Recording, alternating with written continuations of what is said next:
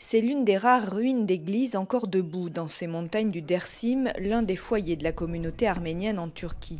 Il y a près d'un siècle, ces pierres abritaient un monastère arménien. Mais tous les symboles de la culture arménienne ont disparu avec les massacres et les déportations au début du siècle dernier. Les survivants ont souvent caché leurs origines.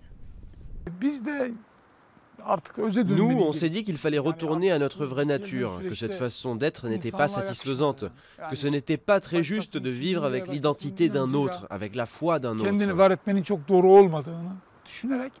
Affirmer ses origines aux yeux de tous, ils sont encore rares à accomplir le geste. Cet entrepreneur a fièrement appelé son entreprise de travaux Bedros, en hommage à son aïeul déporté.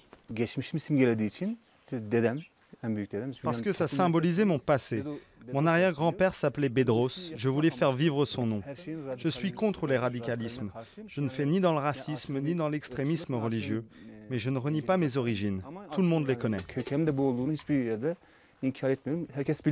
Ceux qui sont restés dans les villages assurent avoir été toujours discriminés malgré leur conversion à l'alevisme, la forme hétérodoxe de l'islam. Victimes aussi du refus d'Ankara de reconnaître les massacres perpétrés contre les Arméniens. Les Arméniens d'Istanbul sont dans un grand centre, ils ont leur quartier, leurs églises, personne ne peut rien leur faire. Mais ici, dans ces villages, il y a un rejet, il y a les insultes. À Istanbul, il y a tellement d'Arméniens. 98 ans après, les massacres d'Arméniens qui ont fait 1,5 million de victimes vont enfin avoir une visibilité grâce à cette première commémoration. Et même s'ils ne sont pas très nombreux à se rassembler à Tunceli, ce geste pourrait aider à libérer les paroles.